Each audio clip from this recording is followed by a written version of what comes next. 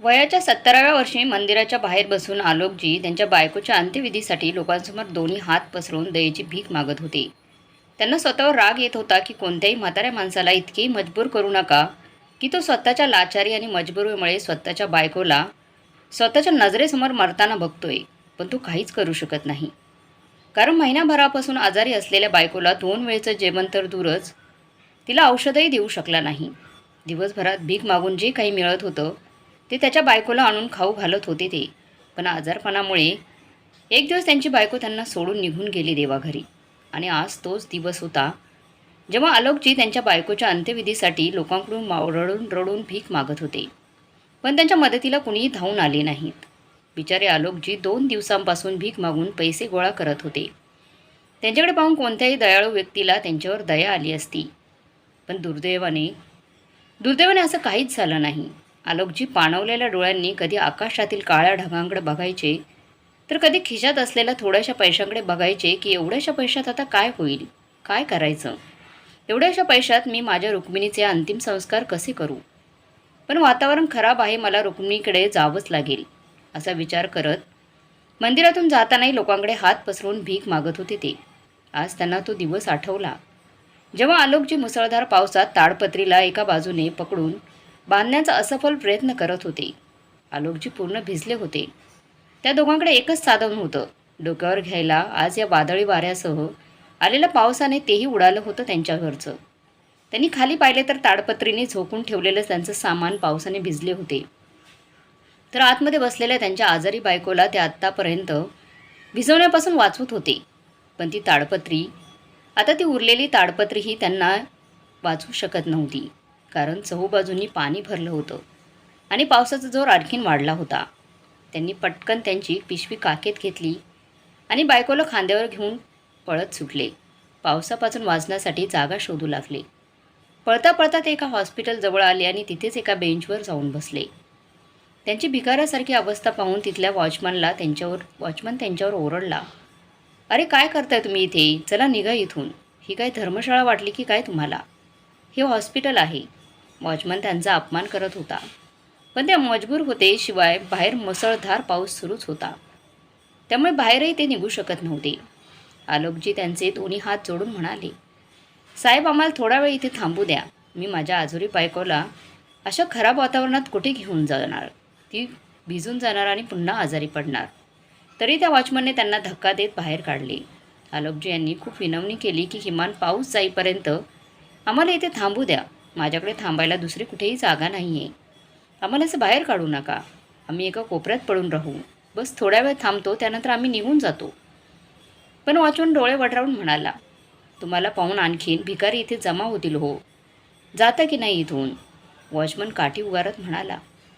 बिचारे आलोकजी बाहेर मुसळधार पावसाकडे पाहू लागले, तर दुसरीकडे वॉचमनकडे पाहू लागले. आलोकजी मजबुरीने तिथून बाहेर जाऊ लागले. पण कुणीतरी त्यांच्या हाताला पकडून त्यांना मागे खेचले आणि कडक आवाज त्यांच्या कानावर पडला, पवन सिंग, तुझ्या घरात म्हातारी माणसं नाहीत का? जर त्यांच्या जागी तुझे वडील असते तरीही तू असाच वागला असता का? किंवा तुझ्यासोबत कोणी असे केलं असतं तर तुला कसं वाटलं असतं? समोर उभे असलेले चेअरमन साहेबांना पाहून वॉचमन घाबरून म्हणाला, साहेब, इथे अशा लोकांना येण्यासाठी मनाई आहे हो. नंतर मलाच ओरडा मिळतो इथे. चेअरमन साहेब प्रेमाने म्हणाले, बाबा तुम्ही येऊन इथे बसा. मी तुमच्यासाठी चहा पाठवतो. तुम्ही भिजलेले आहात. गरम गरम चहा प्यायल्याने तुम्हाला दिलासा मिळेल. हा पवन सिंग त्याचे काम करत होता. त्याचं बोलण्याचं वाईट वाटून घेऊ नका. पण हॉस्पिटलमध्ये दया दाखवली नाही तर कसं चालेल? चेअरमनच्या तोंडून अशी वाक्य ऐकून आलोकजी यांच्या डोळ्यातून अश्रू वाहू लागले. ते पुन्हा आत निघून गेले. आलोकजी त्यांच्या बायकोला एका सीटवर बसवलं. आलोकजींनी चेअरमन साहेबांनी चहा पाठवल्यावर ते त्यांच्या बायकोला उठवत चहा देत म्हणाले, रुक्मिणी, हा चहा पिऊन घे थोडासा. सहारा देत त्यांनी त्यांच्या बायकोला उठवले आणि तिला चहा पाजू लागले. भलेही ते औषध नसेल, पण चहा त्यावेळेस एखाद्या औषधापेक्षाही कमी नव्हता. कमीत कमी तो तरी मिळत होता, नाहीतर जेवायलासुद्धा काहीच मिळत नव्हतं. रुक्मिणी म्हणाल्या, अहो समजा मला काही झालं तर मी गेल्यानंतर तुमचं काय होईल? असंही माझी परिस्थिती खूप वाईट आहे. कोणता क्षण शेवटचा असेल सांगू शकत नाही मी. तेव्हा आलोकजी म्हणाले, नाही रुक्मिणी, असं बोलू नकोस. तुला काही होणार नाही. तू जशी आहेस माझ्यासमोर तर आहेस. तुझ्याविना मी काय करणार? मला कोणाचा सहारा आहे? रुक्मिणी रडतच म्हणाल्या, या शरीराचा काही भरोसा नाही हो. कधी साथ सोडून निघून जाईल. तुम्ही माझी फक्त एक गोष्ट मान्य करा. तुम्ही राजेशच्या मुलाकडे निघून जा. निदान माझ्या आत्म्याला तरी शांती मिळेल. आलोकजी जोरातच म्हणाले, खबरदार जर तू तिथे जाण्याचं पुन्हा बोललीस तर. तुला काय वाटतं की ती लोक माझी सेवा करतील का? हा तोच मुलगा आहे ज्याने आपल्या दोघा म्हाताऱ्यांना धक्के मारत घराबाहेर काढलं होतं. आणि आता त्याच्याकडे जाऊन 2 वेळच्या जेवणासाठी मी माझा स्वतःचा आत्मसन्मान विकून टाकणार नाही. मी त्याच्यासमोर अजिबात झुकणार नाही आणि तिकडे जाणारही नाही. आलोकजी आणि रुक्मिणीजी त्यांच्या मुलाबद्दल बोलत होते, जो त्या शहरात त्याच्या बायको मुलांसोबत राहत होता. पण आता त्याला आई वडील ओझे वाटू लागले होते. आलोकजी आणि रुक्मिणीजी यांनी त्याच्या मुलाला आणि त्यांच्या मुलाने आणि सुनेने घराबाहेर काढलं होतं. तेव्हा त्यांनी कसे तरी एका ताडपत्रीच्या साह्याने डोक्यावर छत तयार केलं होतं आणि ते तिथेच राहत होते. आणि हिवाळा, पावसाळा, उन्हाळा सगळे दिवस तिथेच ते काढू लागले होते. रुक्मिणीच्या आधीच आजारी होत्या, पण त्यांना वेळेवर जेवण औषधं न मिळाल्यामुळे आणि रस्त्यावर राहिल्यामुळे त्या जास्त आजारी पडू लागल्या होत्या. औषधांचा अभाव आणि 2 वेळेचं जेवणही अत्यंत महत्त्वाचे होते, पण जवळ पैसे नव्हते. आलोकजी यांनी मजबुरीने मंदिराबाहेर भीक मागावी लागत होती. त्यावर ते खूप मुश्किलीने दिवस ढकलत होते. रुक्मिणीजी वारंवार सांगत होत्या की काही हरकत नाही आहे, चला तिथेच जाऊया. मी तुम्हाला असे पाहू शकत नाही. मी तेव्हा घरी गेल्यानंतर तुमचं काय हाल होतील कुणास ठाऊक. पण आलोकजी यांना ते मान्य नव्हते, कारण त्यांना स्वाभिमानाने जगायचं होतं. त्यांच्यात हेच बोलणे सुरू होते तोपर्यंत पाऊस थांबला होता. मग चेअरमन साहेबांनी आलोकजी यांना काही औषधं दिली आणि ते तिथून पत्नीसह निघून गेले. एखादी कोरडी जागा पाहून त्यांनी तीच ताडपत्री पसरवली आणि पावसात भिजल्यामुळे खाली बेडवर झोपलेली रुक्मिणी आता हे जग सोडून निघून गेल्या होत्या. पावसामुळे, भिजल्यामुळे आणि वेळेवर औषधं न मिळाल्यामुळे. आलोकजी आपल्या पत्नीचा चेहरा हातात धरून रुक्मिणी रुक्मिणी म्हणत रडत राहिले.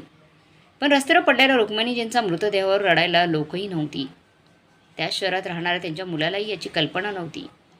त्यांनी त्याला जाऊन सांगण्याचा विचार केला आणि पटकन त्यांच्या घराबाहेर पोहोचले आणि घराबाहेरूनच राजेश राजेश म्हणून मोठ्याने हाक मारू लागले. मात्र चौकीदाराने त्यांना आत जाऊ दिले नाही. चौकीदाराने आत फोन करून राजेशला कळवले. तेव्हा त्यांचा मुलगा बाहेर आला आणि रागाने चौकीदाराला सांगू लागला, रामपाल, या भिकाऱ्यांसाठी माझ्याकडे वेळ नाही आहे. या म्हाताऱ्यासाठी तू मला का बोलवलेस इथे? आलोकजी यांनी त्याला रडत रडत सांगितले की तुझ्या आईचं निधन झालं आहे. पण तो ओरडत म्हणाला की मग मी काय करू? रस्त्यावर कुणी ना कुणी भिकारी मागतातच पैसे. भिकारी मरतात तर मी काय सगळ्यांचे अंत्यसंस्कार करत बसू का? तुम्हाला पैसेच हवेत ना, हे घ्या पैसे. असं म्हणत राजेशने त्यांच्या अंगावर चिल्लर फेकून दिली. रामपाल, बाहेर काढ ह्या म्हाताऱ्याला इथून. घरी पाहुणे येणार आहेत. मुलाचा वाढदिवस आहे आज. घरात पार्टी सुरू होणार आहे.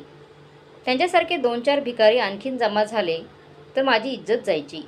आलोकजी यांना इच्छा नसतानाही ती चिल्लर उचलून तिथून जावं लागलं. पण आज निघताना त्यांच्या मनाला खूप वेदना होत होत्या. त्यांना मोठ्याने ओरडून रडावंसं वाटत होतं. पण त्यांना रडताना पाहून कुणाला काय फरक पडणार होता? आता त्यांच्या अश्रूंची पर्वा कुणालाच होणार नव्हती. जेव्हा त्यांच्याच मुलाच्या रक्ताचा रंग पांढरा झाला होता. आलोकजी विचारातून बाहेर आले तेव्हा ते त्या वादळातच त्यांच्या पत्नीकडे धावले. आलोकजी कसे तरी रुक्मिणीपर्यंत पोहोचले, ज्या त्यांच्या मृत्यूनंतरही त्यांची वाट पाहत बसल्या होत्या. त्यांनी जेमतेम एका हातगाडीचा बंदोबस्त केला. जे पैसे आणले होते ते पैसे त्या हातगाडीवाल्या माणसाला दिले आणि एकटेच त्यांच्या बायकोला घेऊन स्मशानभूमीत पोहोचले. रडत रडत अंत्यविधीसाठी विनंती केली आणि रुक्मिणीजींच्या मृतदेहाजवळ बसून राहिले. सुमारे तासभरानंतर स्मशानभूमीच्या आयोजकांनी संमती दिली आणि त्यांचे अंतिम संस्कार करण्यात आले. त्यानंतर आलोकजी यांनी भीक मागून कुत्र्यांना त्यांच्या नावाने भाकरी खाऊ घातली. आज त्यांच्या आतल्या तळमळीची कोणी कल्पनाही करू शकत नव्हती. त्यांची अवस्था पाहून सर्वांचेच मन रडत होते. आलोकजी आपल्या पत्नीच्या अंत्यसंस्काराच्या चितेजवळ बसून ढसढसा रडू लागले आणि आपल्या नशिबावर रडू लागले की ज्यांचा मुलगा इतका संपन्न, श्रीमंत असूनही आज त्याच्या आईचा अंत्यसंस्कार त्यागलेल्या माणसाप्रमाणे करावा लागला. रुक्मिणीजी गेल्यानंतर आता ते त्या ताडपत्रीकडे पाहून त्यांची आठवण काढत होते. लोकांच्या आठवणी घराला जुळलेल्या असतात. पण त्यांची ही ताया ताडपत्रीला जुळलेली होती. रुक्मिणीजी महत्त्वाचे आणि शेवटचे क्षण याच ताडपत्रीखाली गेले होते. बायकोच्या आठवणीत ते 2 दिवसांपासून उपाशी तिथेच झोपून राहिले. रुक्मिणीची गेल्यानंतर आलोकजी यांची भूकही मेली होती. त्यांच्या डोळ्यातून फक्त अश्रू वाहत होते. आज त्यांना 5 वर्षापूर्वीच्या गोष्टी आठवू लागल्या, जेव्हा त्यांचे लहान कुटुंब सुखी कुटुंब होते. एक दिवशी आलोकजी यांनी त्यांच्या मुलाच्या लग्नाचा विषय काढला. तेव्हा राजेश मध्येच म्हणाला, बाबा, एका मुलीवर माझं प्रेम आहे. मला तिच्यासोबतच लग्न करायचं आहे. माझी इच्छा आहे की तुम्ही एकदा तिला पाहून घ्या आणि तिच्या घरी जाऊन लग्नाची मागणी घाला. असे म्हणत राजेशने त्याच्या मोबाईलमध्ये असलेला तिचा फोटो आईवडिलांना दाखवला. रुक्मिणीजी यांनी पाहता क्षणी ती मुलगी आवडली. त्या म्हणाल्या, बघा ना, किती सुंदर मुलगी आहे. आपल्या राजेशची पसंत किती चांगली आहे. आलोकजी यांनी फोटो पाहिला आणि त्यांनी मुलीच्या घरी जाण्याचा निर्णय घेतला. सून घरी येणार म्हणून रुक्मिणीजी खूप खुश होत्या. त्यांनी मुलाच्या लग्नासाठी खूप स्वप्न रंगवली होती. पण त्यांच्या घरी जाऊन आलोकजी यांना धक्काच बसला. त्यांचा मोठा बंगला पाहून आलोकजी यांची पावले जागेवरच थांबली. आपल्या मुलाच्या मनात लोभ निर्माण झाला असावा असे त्यांना वाटू लागले. राजेशचं मन राखण्यासाठी ते आज जाऊन सगळ्यांशी बोलले. पण आपल्या मुलाचं लग्न इतक्या मोठ्या घरात करावंसं त्यांना वाटत नव्हतं. मुलीच्या घरच्यांनी राजेशच्या आईवडिलांकडे लक्ष दिले नाही आणि राजेशशी सतत बोलत राहिले. दोघांनाही खूप अपमान वाटत होता. पण राजेशसाठी चेहऱ्यावर खोटं हास्य ठेवून ते जागीच बसून राहिले. घरी आल्यावर त्यांनी राजेशसोबतच्या या लग्नाला विरोध केला आणि म्हणाले, आपली आणि त्यांची कुठेही बरोबरी नाही बेटा. या मुलीला तू सोडून दे. कुठे ती लोक आणि कुठे आपण. ताटमानाने चालणं कधीही चांगलं असतं. पण राजेशच्या डोळ्यांवर पैसेवाली मुलीच्या नावाची पट्टी बांधली गेली होती. तो म्हणाला, बाबा, पैसेवाले आहेत म्हणून काय झाले? मुलगी तर चांगली आहे ना. आलोकजी यांनी त्याला समजावले, बेटा, ती मुलगी आपल्या घरात कधीच निभावणार नाही. तिचे छंद मोठे असतील जे ते पूर्ण करू शकणार नाहीस तू. कारण तुझी कमाई तिच्याबरोबरही करू शकत नाही आणि तिच्या घरच्यांचे उपकार किती सहन करशील. तर राजेश म्हणाला, मग काय झालं बाबा? सगळेच आई वडील त्यांच्या मुलीला देतात. मग तिने आणले तर काय झालं? माझ्यासाठी तर चांगलं आहे आणि तुमच्या इच्छा पूर्ण होतील. काहीच कमी राहणार नाही बघा आपल्याला. राजेशला असं बोलताना पाहून आलोकजी त्याच्याकडे पाहतच राहिले. ते मोठ्याने म्हणाले, हेच संस्कार दिले आहेत का मी तुला? मला विश्वास होत नाही की तू माझाच मुलगा आहेस. असं म्हणून त्यांनी त्याच्यावर हात उचलला. तेव्हा रुक्मिणीजी यांनी त्याला थांबवले. अहो, असं करू नका. तरुण मुलावर कोणी हात उचलतं का? तुम्ही आधी शांत व्हा. त्याला मुलगी पसंत आहे, त्याची इच्छा आहे, तर मग आपण कोण आहोत? जे होतंय ते होऊ द्या. आलोकजी यांना घेऊन रुक्मिणीजी खोलीत गेल्या आणि म्हणाल्या, बघा, जर आपण त्याच्यावर खूप जबरदस्ती केली तर तो आपल्यापासून वेगळा होईल. पण तो त्याच मुलीशी लग्न करेल. यापेक्षा काहीही झाले तरी आपला मुलगा आपल्यासोबतच राहिलेला बरा. आलोकजींना रुक्मिणीजींचं म्हणणं बरोबर वाटले. त्यांनी आपला राग नियंत्रित केला. काही दिवसांनी लग्न झाले आणि मुलगी खूप हुंडा आणि एक महागडी गाडी घेऊन घरी आली. आता राजेश प्रियाच्या मागे पुढेच करू लागला. दोघे दिवसभर बाहेर फिरायचे आणि बाहेरच खाऊन यायचे. एक दिवस रुक्मिणी यांनी बाहेर जाण्याची इच्छा व्यक्त केली. पण जेव्हा आलोकजी आणि रुक्मिणीजी कारमध्ये बसले तेव्हा प्रिया मोठ्याने ओरडली, राजेश, माझं काही स्टेटस आहे की नाही? या आईवडिलांना जिथे जायचं असेल त्यांना ॲटोने पाठव ना. माझ्या महागड्या कारमध्ये बसण्याची त्यांची ऐपत नाही. सुनीचे बोलणे ऐकून रुक्मिणीजी लगेचच खाली उतरल्या आणि आलोकजी खाली उतरून पुढे बसलेल्या राजेशला म्हणाले, बेटा, हाच दिवस दाखवायचा बाकी ठेवला होतास का? तुझे आईवडील आता भिकारी झाले आहेत का? अश्रूंनी भरलेले डोळे घेऊन आलोकजी घरात परत निघून गेले. पण राजेशला त्याचा काहीच फरक पडला नाही. त्यांच्याजवळ बसून रुक्मिणीजी त्यांचे अश्रू पुसत होत्या. तर आलोकजी इच्छा असूनही त्यांचे अश्रू थांबू शकत नव्हते, कारण त्यांचा स्वाभिमान दुखावला गेला होता.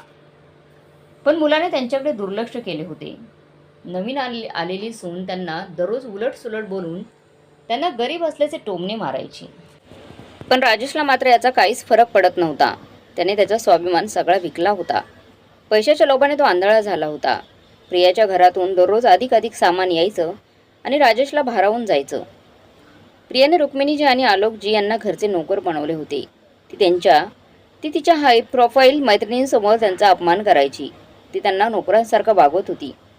दोघांचे वय 60पेक्षा जास्त होते आणि त्यांच्या शरीरात इतकी ताकद नव्हती की, पण प्रियाला त्यांच्याशी काही देणं घेणं नव्हतं. ती फक्त त्यांच्यावर राज्य करून राणी बनून राहत होती.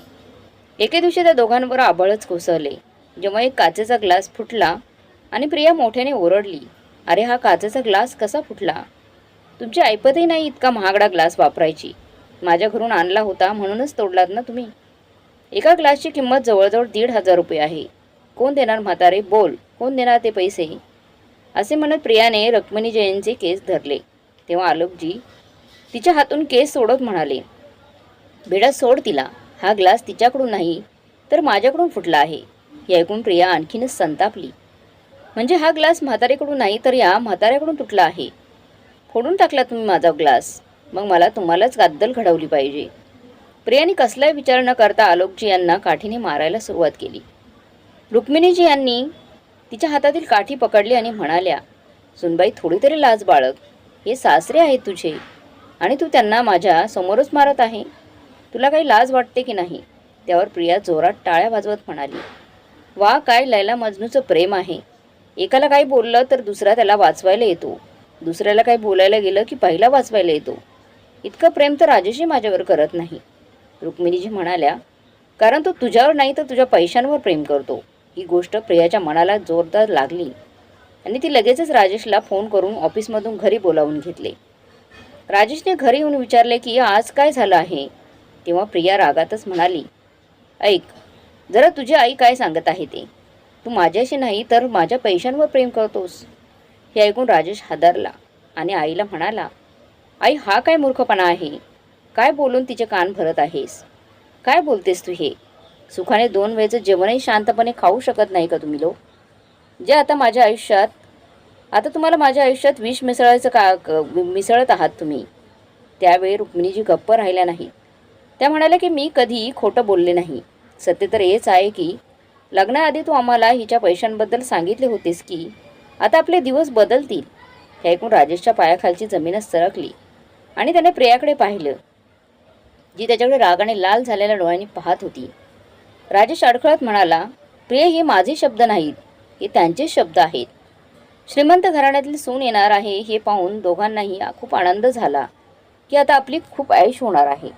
पण तू त्यांची ऐश होऊ दिली नाही म्हणून आता ते मलाच दोषी ठरवत आहेत." राजेशने सर्व गोष्टींसाठी रुक्मिणीजी यांनाच दोषी ठरवले. त्याची विचारसरणी उघड झालेली पाहून त्याने दोघांनाही गुन्हेगार ठरवले होते आणि ते दोघेही त्यांच्याकडे विस्परलेल्या नजरेने पाहत राहिले. हे ऐकून आलोकजींना अश्रू अनावर झाले आणि म्हणाले, "तुझ्यासारख्या नालायक मुलाला जन्म देणे ही चूक झाली आमची. त्यापेक्षा आम्हाला मूल झालं नसतं तर बरं झालं असतं. मी तर या श्रीमंत मुलीसाठी तयारच नव्हतो हिला सुनबाई म्हणून घ्यायला. मी आधीच सांगितले होते की ही आपल्याला शांतपणे जगू देणार नाही आणि तिच्या पैशांचा रुबाब दाखवणार म्हणून. जेव्हापासून ही सून म्हणून या घरात आली आहे तेच तर ती करत आली आहे. एक ग्लास लुटला तर आम्हाला त्याची किंमत सांगत आहे तुझी बायको." हे ऐकून प्रियाला तर जास्त राग अनावर झाला आणि ती म्हणाली, "राजेश, तुला तुझं भलं हवं असेल तर यांना आत्ताच्या आत्ता या घरातून हाकलून दे. ते माझ्या लग्नाच्या विरोधात होते ना, मग आता मलाही त्यांच्यासोबत राहायचं नाही." राजेशला कशाचीच पर्वा नव्हती. तो लगेच म्हणाला, "बाबा, आत्ताच्या आता इथून चालते व्हा. जर तुम्ही स्वतःहून गेला नाही तर मीच तुम्हाला हाकलून देईन. तुम्ही खोटे बोलून आधीच माझ्या आणि प्रियामध्ये घरात आग लावली आहे. आता आणखीन तमाशा बघणार नाही. आत्ताच निघा इथून." असे म्हणत राजेशने त्यांचं सामान बांधले. त्यांना जबरदस्तीने रात्रीच्या धुक्यात बाहेरचा रस्ता त्याने दाखवला. दोघंही म्हणत राहिले, "बेटा, आम्ही तुला हाच दिवस पाहण्यासाठी वाढवले होते का? की एक दिवस तू तुझ्या बायकोच्या आहारी जाऊन आम्हालाच बेघर करशील? तू ज्या घरातून आम्हाला बाहेर काढत आहेस त्या घराला सुद्धा अर्धे पैसे मी दिले आहेत." यावर राजेश म्हणाला, "तुम्ही आजपर्यंत मला दिलंच काय आहे? या घरात काही पैसे गुंतवून उपकार दाखवायला लाज नाही वाटत का तुम्हाला? या म्हातारपणात कुठे पण येणार आहात हे पैसे? तुमचे पाय आधीच स्मशानात आहेत. आता उरलेले आयुष्य कुठेही घालवा. मला काही देणं घेणं नाही. तुम्ही उद्या मला जरी कुठे वाटेत जरी दिसलात तरी मी तुम्हाला ओळख देखील दाखवणार नाही." हे सर्व आलोकजींच्या मनावर हातोड्यासारखे ते शब्द लागत होते. जे त्यांचे अश्रू सुकू देत नव्हते. कडाक्याच्या थंडीत आणि दाट धुक्यात दोघेही एकमेकांचा हात धरून चालत होते. तळहातात ऊब जाणवत होती. त्याचाच थोडासा दिलासा मिळत होता त्यांना. आता फिरत फिरत ते पार्कच्या बाहेर असलेल्या बाकवर बसले. अशा कडाक्याच्या थंडीत दोघांनी एकमेकांना चिटकून तिथेच रात्र काढली. सकाळ झाली आणि मग दोघेही जागे झाले. लोकांचा आवाज ऐकून दोघे तिथून बाहेर पडले आणि रस्त्यावर आले. कुणीतरी ताडपत्री लावताना पाहून आलोकजी यांनाही कल्पना सुचली आणि ते तिथून निघून गेले. त्यांच्याकडचे थोडे पैसे देऊन त्यांनी ताडपत्री विकत घेतली आणि रस्त्याच्या कडेला त्याचे घर त्यांनी बनवले होते. जर अतिक्रमणकर्त्यांनी तिथून हुसकावून लावले तर ते छतासह ताडपत्री घेऊन दुसऱ्या ठिकाणी निघून जायचे. परंतु काही दिवसानंतर रुक्मिणीजी आजारी पडू लागल्या. जिथे जिथे आलोकजींना मंदिरात अन्न वाटप होताना दिसायचं तिथून ते रुक्मिणीसाठी जेवण घेऊन यायचे. इतकंच नव्हे तर कुणी भिक्षा दिली की तो भीकही मागू लागले. मनातून कितीही वाईट वाटत असले, त्रास वाटत असला तरी त्यांना रुक्मिणीजींची काळजी वाटत होती आणि म्हणून त्यांनी रुक्मिणीसाठी न लाजता भीकही मागितली. या ताडपत्रीखाली रुक्मिणीजींचं निधन झाले, पण तिचा मुलगा शेवटचा खांदासुद्धा द्यायला आला नाही. त्यांना सगळं आठवत होतं, जणू हे सर्व कालच घडलं होतं. आलोकजींच्या डोळ्यातून अजूनही अश्रू वाहत होते. थकलेल्या शरीरामुळे त्यांच्याकडून कोणतेही काम देखील होत नव्हते. समस्या काही कमी होत नव्हत्या आणि आयुष्य किती उरले आहे माहीत पण नव्हतं. एक एक दिवस मुश्किलीने जात होता. आलोकजी अचानक विचारातून बाहेर आले. पत्नी गेल्यानंतर 2 दिवसांनी जेव्हा ते शुद्धीवर आले तेव्हा त्यांनी पाहिले की त्यांचं उर्वरित सामान पावसाच्या पाण्यात वाहून गेलं आहे. सामानाच्या नावावर थोडेसे स्वयंपाकघराचं उपकरण होते. त्यात एक भांडे आणि एक चूल होती, ज्याच्या धुरात रुक्मिणीजी खोकत असायच्या. काही कपडे आणि एक ट्रंक होती, पण बाकीची बचत सगळी वाहून गेली होती. सुदैवाने त्यांनी रुक्मिणीचा फोटो आधीच काढला होता. तो फोटो तेवढा वाचला होता. एव्हाना सकाळ झाली होती. आलोकजींनी आपल्या वस्तू उचलायला सुरुवात केली आणि बारीक नजरेने घराकडे पाहू लागले. या जागेला सोडून त्यांना कुठे जावंसं वाटत नव्हतं, कारण याच ठिकाणी रुक्मिणीजी यांनी त्यांच्या मिठीत शेवटचा श्वास घेतला होता. त्यांना अजूनही असे वाटत होते की रुक्मिणी ताडपत्रीच्या आतच आहे, पण ते इथे राहिले तर रुक्मिणीची आठवण येतच राहणार. त्यामुळे काही दिवसांनी ते तिथून दुसऱ्या ठिकाणी निघून गेले. त्यांना काहीतरी आठवले आणि ते त्यांचं सामान घेऊन तिथे पोहोचले. एका कोर्टाच्या बाहेर एक जागा होती. तिथे एका बाजूला फुटपाथवर लोक राहत होते. आलोकजींना एका ठिकाणी मोकळी जागा मिळाली होती. त्यांनी कसे तरी तिथे ताडपत्री बसवून त्यांचे छत तयार केले. इथे बरेच लोक यायचे आणि खाद्यपदार्थांची बरीच दुकानेही होती. हे पाहून आलोकजींना असेच काहीतरी करण्याचा विचार केला त्यांनी. पण त्यांना मनात भीती वाटत होती की कुणी त्यांना इथून हाकलायला नको. आलोकजींना पुन्हा भीक मागून पैसे जमा केले आणि थोड्या प्रमाणात चहा बनवण्याची व्यवस्था केली. पूर्वी सर्व पैसे रुक्मिणीजींच्या तब्येतीवर खर्च होत असायचे, पण आता त्यांना फक्त स्वतःसाठीच खर्च करायचे होते. सुरुवातीला त्यांच्याकडे चहा प्यायला कुणी आलं नाही, पण नंतर काही दयाळू लोक त्यांच्याकडे दया दाखवून चहा प्यायला येऊ लागले. काम सुरळीत सुरू झालं आणि भीक मागण्याचंही काम बंद झालं. आता ताडपत्रीच्या जागी छान शेड लावले होते त्यांनी. बसण्यासाठी काही खुर्च्याही ठेवण्यात आल्या होत्या. वाढत्या कमाईमुळे त्यांचा कामाचा उत्साह वाढू लागला. मग एके दिवशी कोर्टाच्या मुख्य गेट बाहेरून त्यांना आवाज येऊ लागला.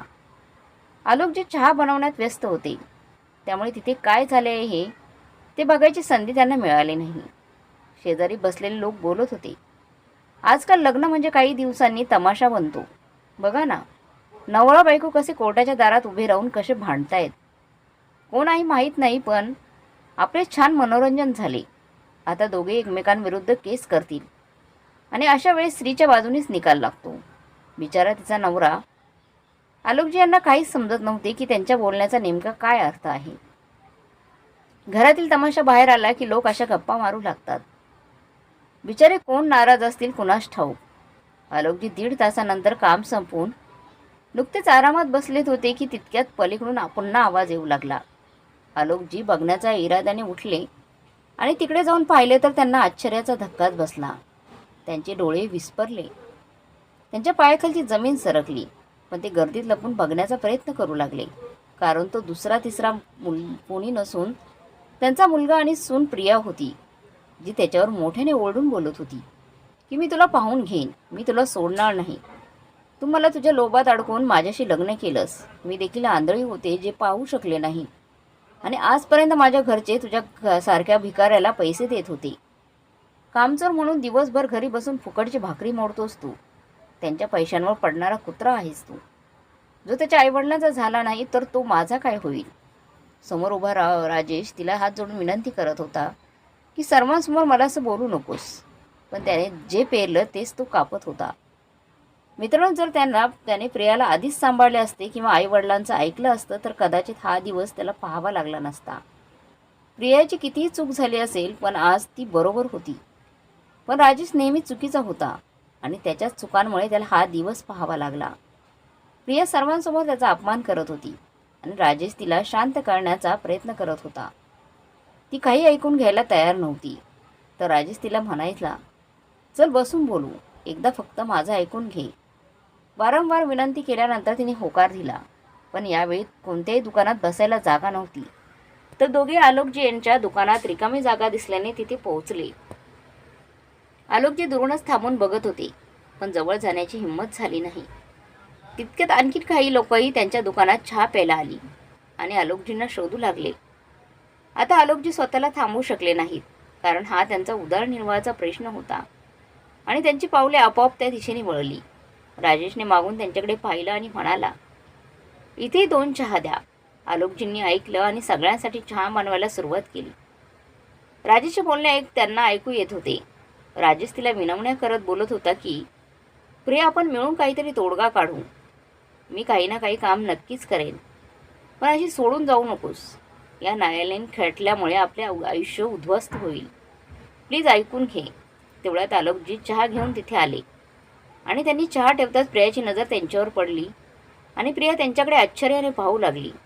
तिने तिच्या सासऱ्यांना ओळखले होते. राजेशने पाहिले की प्रियाचे लक्ष त्यांच्या बोलण्याकडे नसून इतर गोष्टींकडे आहे. त्याने तिकडे बघितल्यावर तो खुर्चीवरून उठून उभा राहिला. बाबा तुम्ही? राजेश आश्चर्याने म्हणाला आणि प्रिया उठतच म्हणाली, तुझ्यापेक्षा तर तुझे वडील चांगले आहेत राजेश. निदान चहा बनवून तरी ते स्वतः कमावत आहेत.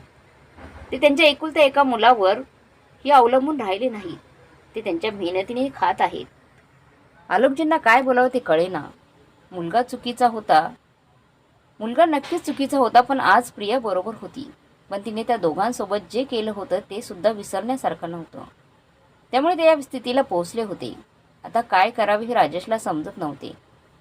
त्यांच्यासमोर त्याचा स्वतःचा बाप उभा होता, ज्यांनी लग्नाआधीच आपल्या मुलाला भविष्यात या गोष्टींबद्दल सावध केले होते. पण पैशांच्या नजरेने सर्व काही पाहणारा राजेश त्यावेळी काही समजून घ्यायला तयार नव्हता. आलोकजींना पाहून प्रिया उठून उभी राहिली आणि वडिलांना पाहून राजेश डोळे खाली करून गप्प बसला होता.